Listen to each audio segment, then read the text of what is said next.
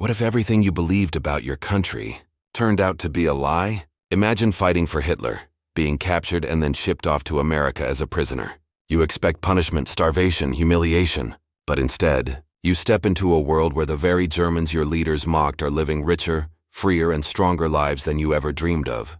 This is the shocking story of German POWs in America, where Nazi pride shattered, and the truth hit harder than any battlefield defeat. It was 1944. German soldiers, proud of their fatherland, marched into war believing they were the master race. But when they were captured and shipped across the Atlantic, they faced a reality their commanders had never warned them about. Because in the small towns of America, waiting for them, were German Americans, the so-called cowards who had fled Germany decades earlier. And what the POWs saw there completely destroyed everything they thought they knew. Picture this. A German POW steps off the back of a rattling U.S. Army truck. The dust settles around his boots. His hands are bound loosely, his uniform torn from weeks of marching. He lifts his head expecting barbed wire, barking guards, and the cold cruelty of captivity. But instead, his eyes freeze. Across the dirt road lined up neatly are mailboxes, each one painted with names he knows by heart: Muller, Hoffman, Schneider, Schmidt. Names that echo with the rhythm of home. For a moment, he thinks he's hallucinating. Could it be? Has he somehow been sent back to a village in Bavaria? But no, this place is different. The homes are larger, built with strong wooden beams and painted bright white. The farms stretch for miles, endless golden fields swaying under the sun. Tractors rumble across the soil, machines so modern and powerful that they look like something out of a fantasy compared to the horse-drawn plows he left behind in Germany. And then the true shock sinks. These aren't poor immigrants, scraping by in a foreign land as the Nazi leaders had always claimed. These men, these families with German names, are landowners, businessmen and farmers commanding empires of corn and wheat. They have refrigerators humming in their kitchens, radios buzzing with music, and barns stacked with food. Their children run barefoot across wide porches, laughing freely. Wearing clothes cleaner and newer than his own soldier's uniform, the POW's chest tightens. In Germany, his family huddles in basements while bombs rain from the sky. They eat stale bread when they can find it, trade belongings for potatoes, and sleep in fear of the next air raid siren. His younger brother is probably digging through rubble in Berlin. His mother, praying, clutching photographs of sons sent to the front. And yet here, across the ocean, Germans, his own blood, live as though the war is nothing more than a headline in a distant newspaper. The humiliation cuts deeper than any wound from battle. For years, the Nazi regime had pumped lies into their ears. Those who left Germany are traitors. They are weak. They are cowards who fled the fatherland to avoid struggle. But standing here, staring at wealth beyond anything he had known, he realizes the bitter truth. The cowards are stronger than he ever was. They built a life that even Hitler's Reich could not offer its most loyal soldiers. The guards order the POWs to march down the road. He stumbles forward, but his eyes can't stop scanning the scene. Every detail feels like an insult to everything he believed. Well-fed families waving from their porches. Plates of steaming food glimpsed through open kitchen windows. German folk songs played on gramophones, mixed with American jazz. It is both familiar and alien, and with every step, his pride fractures further.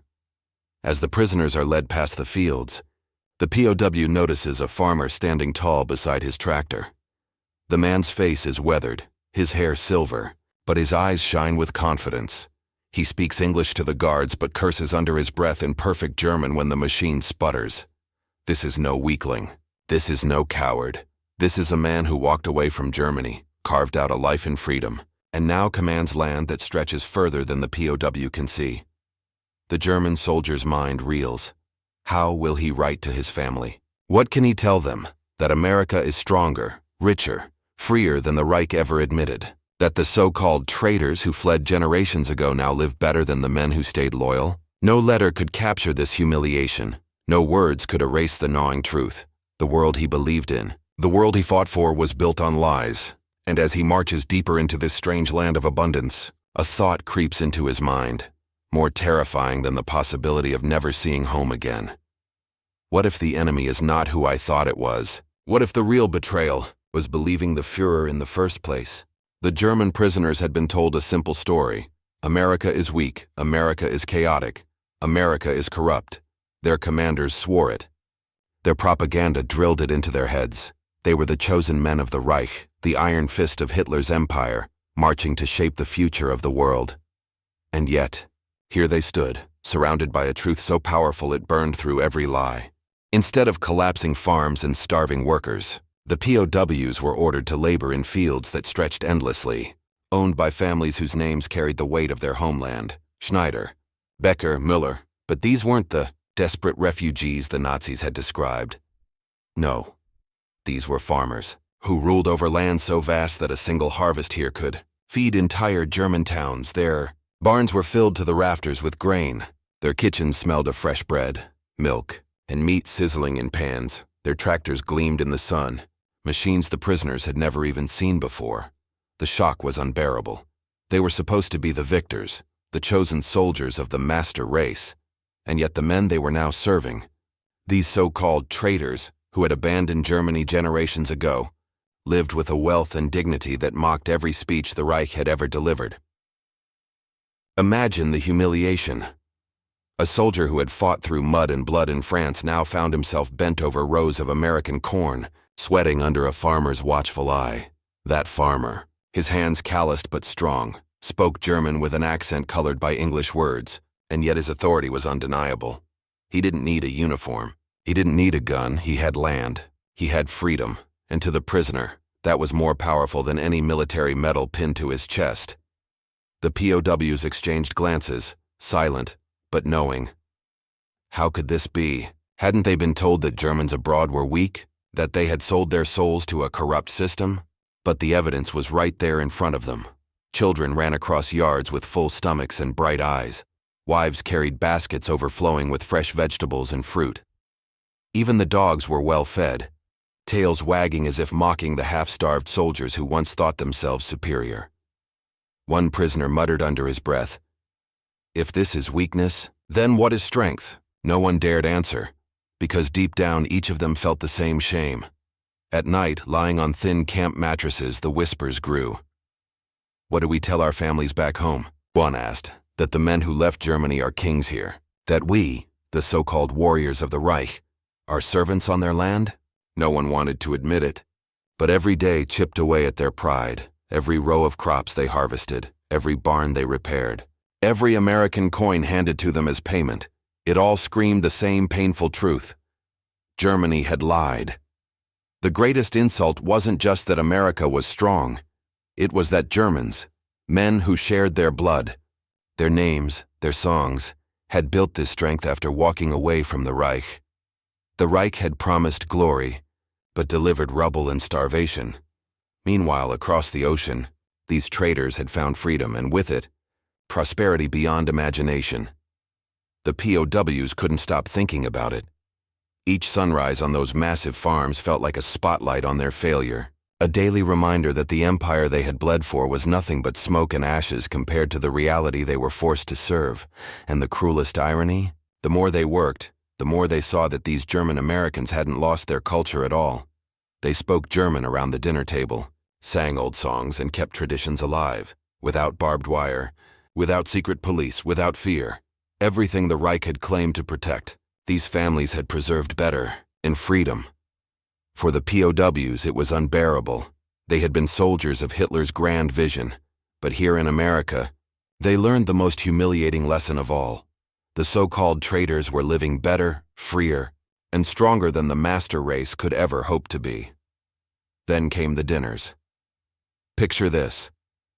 A prisoner of war, dirty from the fields, marches into a farmhouse expecting cold bread and water. Instead, he's led to a long wooden table that groans under the weight of steaming sausages, tangy sauerkraut, roasted chicken, and golden pies still warm from the oven. The smell alone was enough to break him. This wasn't rations.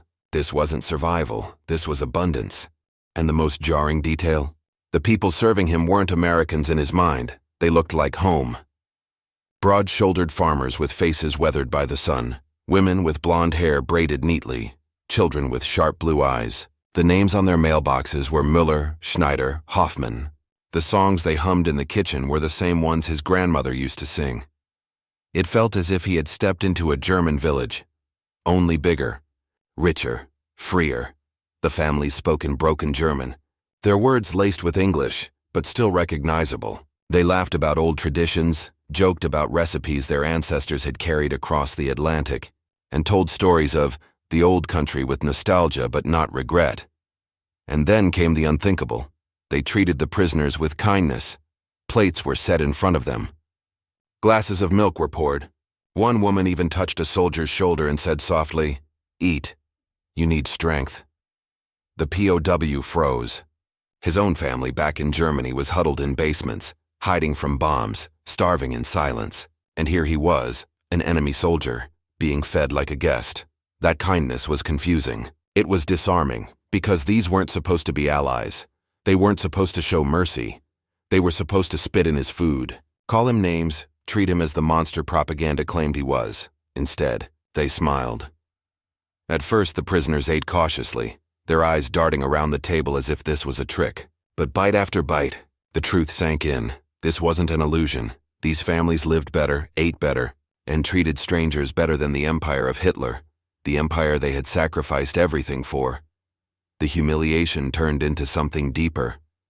A silent, gnawing question whispered inside their minds. Had they been fighting for the wrong side all along? One POW later admitted that the dinners were worse than the work in the fields. The fields made them feel small, but the dinners made them feel betrayed, because every laugh, every plate of food, every child's giggle at the table was proof that the traitors who had left Germany weren't weak or lost. They had built something stronger, kinder and richer than the Reich had ever delivered. The prisoners would return to their barracks at night, full from meals that felt more like feasts, and they would lie awake staring at the ceiling. Some whispered in the dark, "What do we tell our families? That strangers across the ocean treat us better than our own leaders ever did?" The shame was unbearable, not because they were prisoners, but because they realized the empire they had bled for was nothing but lies. The Reich promised glory. But glory was here, in freedom, on American soil, carried by German names that had chosen liberty over loyalty to a tyrant. For many POWs, the dinners were the breaking point. They weren't just meals, they were lessons, and the lesson was brutal. The so-called enemies had built a better Germany, without Hitler. And then came the cruelest irony of all.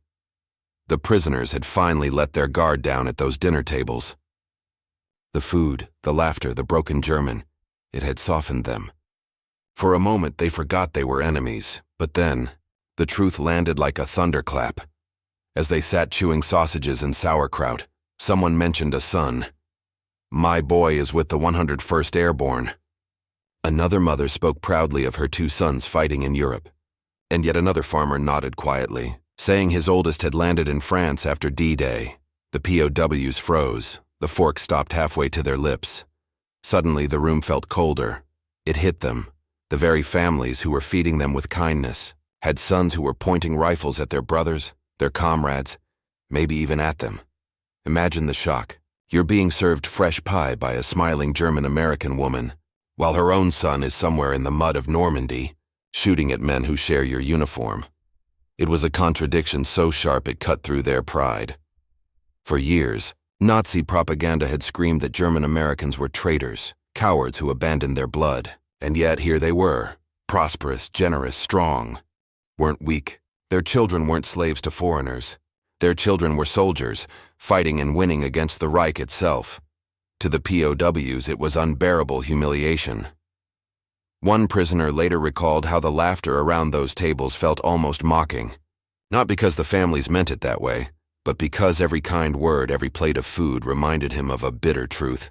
The traitors had built a better life. Their children had become warriors of freedom, not servants of tyranny.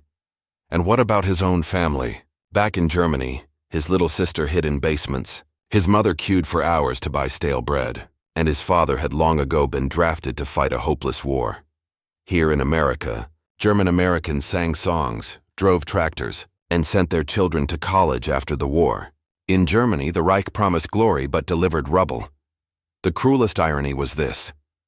While German POWs sat in American kitchens, eating food that reminded them of home, Their brothers were being cut down on European battlefields by the very sons of the people feeding them. How do you process that? How do you swallow food when the hand serving it belongs to a family whose son may have just killed your best friend at the front? The silence at those dinners was heavy. Some POWs couldn't look their hosts in the eyes. Others forced polite smiles, hiding the storm inside. But that storm only grew stronger, because in that moment, the illusion of Nazi superiority shattered. The Reich had told them they were the chosen, the masters of Europe, the future of the world. But across the ocean, these so-called traitors had built a world where freedom produced soldiers just as strong, lives just as rich, and families far more secure. It was a paradox too cruel to ignore. The enemy fed them, better than their leaders ever had. The enemies. Children fought harder than their brothers, and the enemies. Kindness hurt more than any battlefield defeat. For many German POWs, this contradiction burned itself into memory. Years later, they admitted it wasn't the Allied bombs that broke their faith in the Reich. It wasn't hunger. It wasn't defeat. It was the dinners, the laughter, the cruel irony that the traitors had become stronger, freer, and more human than the empire of Hitler ever allowed them to be. Slowly, the truth sank in. It didn't happen overnight. At first, the POWs resisted the thought, clinging to their pride like drowning men clutching driftwood. They told themselves it was temporary, that this comfort was fake, that America was masking its weakness. That's what they had been taught to believe, but the evidence surrounded them like a storm they couldn't escape. Day after day, they worked on farms with machines they'd never seen before, giant tractors that did the work of dozens of men, barns filled with food that would have been unthinkable back home, refrigerators buzzing quietly with cold drinks while their families in Germany boiled grass just to fill their stomachs. At night, they returned to barracks with full bellies. In the distance, they saw small towns glowing with electric lights, neon signs flickering, cars cruising past, while their own cities back home were smoldering ruins. Slowly, the poison of Nazi propaganda began to wear off. They had been told America was weak, a land of chaos and corruption. But here was a land where children laughed freely in the streets, where churches stood untouched by bombs, where food was not rationed but abundant, where German names were not erased but proudly carved into storefronts and farm gates. They had been told America was starving, but their captors gave them meat, butter, bread, and milk without hesitation. In Germany, entire families fought over potato peels in the ashes of bombed-out kitchens. They had been told that the Germans who had left the fatherland were traitors, who abandoned their culture. But sitting in American dining rooms, they realized something horrifying. These families hadn't lost their culture at all. They had preserved it, songs, recipes, traditions, while adding something more: freedom, wealth, dignity. The contradiction was unbearable, and so, in hushed tones, in the shadows of barracks after lights out, whispers began, whispers of the dangerous truth. They lied to us. One prisoner scribbled the words in a letter, careful not to be caught. Another told his bunkmate that his host family lived better than any officer in the Reich. A third stared at the ceiling one night and muttered, "If this is weakness, I don't want to see strength." Letters made their way back across the Atlantic, smuggled in careful language to wives, sisters, and mothers. They didn't describe military secrets. They described food, houses, tractors, radios. They described German Americans who owned more than entire German villages. They described kindness that no propaganda could explain away. "America is stronger than we ever imagined," one letter confessed. Another whispered, "They lied to us." To the Nazi censors, these were just words on paper. But to the families who received them, they were dynamite. They spread from mouth to mouth, rumor to rumor. And soon in war-torn Germany, people began to ask questions that could not be silenced. If America was weak, why were their prisoners eating better than their children? If the Reich was destined to win, why did it fear these truths leaking back home? For the POWs, the realization was like watching a wall collapse in slow motion. With every day in America, another brick of propaganda fell. What was left standing was raw, undeniable, and humiliating. The Reich had built its empire on lies, and freedom, mocked as weakness, was the true source of strength. When the war ended, thousands of German POWs boarded ships back to Europe. But they weren't the same men who had once marched proudly under the swastika. They had crossed an ocean as conquerors who became captives. And they were returning as witnesses. Witnesses to something their leaders had sworn did not exist. They had seen democracy in action. Not the chaos they were warned about, not the weakness, but a system where ordinary people lived without fear, where families built wealth without stealing it, where voices weren't silenced by secret police, and where strength was measured not in parades or propaganda, but in tractors, radios, businesses, and freedom itself. They had witnessed prosperity, not through terror, but through liberty. They saw farms with more food than entire German cities. They saw electricity in every home, cars in every driveway, schools filled with children who would never know the sound of bombs, and the truth lodged itself deep in their bones. This was not weakness. This was real power. Some POWs spoke of it openly. Others only whispered, afraid of what would happen if they admitted that America, the enemy, had shown them a better life than Hitler ever could. But the seed was planted. When they stepped back onto German soil, they found their homeland in ruins. Cities reduced to rubble, families scattered, children orphaned. The 1,000-year Reich had lasted barely 12 years and left behind only ashes, and in that devastation, these men carried something precious, memory. They remembered the dinners at long wooden tables, where traitors served them kindness instead of hatred. They remembered the contradiction of German-American families who lived richer, freer lives than Nazi officers ever dreamed of. They remembered the cruel irony of children fighting in Europe against them, while their parents poured them milk and placed fresh bread in their hands. And most of all, they remembered the collapse of the lie, the propaganda that crumbled when reality stood in front of them, undeniable and overwhelming. Those memories didn't vanish when they unpacked their bags. They became quiet lessons, whispered to wives, to children, to neighbors. They lied to us. Freedom is stronger. America is not what they told us. In time, those whispers became part of Germany's rebirth. When the nation split between East and West, when one side fell under Soviet chains and the other tried to build a democracy, those returned POWs were voices reminding people that prosperity and dignity did not come from fear, but from freedom. They had entered the camps as prisoners. They left as witnesses, and their testimony, silent, unplanned, but unforgettable, became one of the hidden foundations on which a broken Germany was rebuilt. The greatest irony of all? The Reich sent its soldiers across the ocean to conquer the world. Instead, America conquered them, with food, with kindness, and with a truth so powerful it outlived the war itself. The Nazis had promised them glory. But across the ocean they found the real truth, that the so-called cowards who fled Germany had built something greater than the Reich ever could. And the proud soldiers of Hitler's empire were forced to face the most painful realization of all, that freedom, not tyranny, was the true source of power. History is full of ironies, but few are as shocking as this one. German soldiers arrived in America as prisoners, yet they left as witnesses to the downfall of Nazi lies and the triumph of freedom. If stories like this fascinate you, make sure to subscribe, hit the like button, and share this video, because history isn't just about the past, it's about the truths we still need to face today.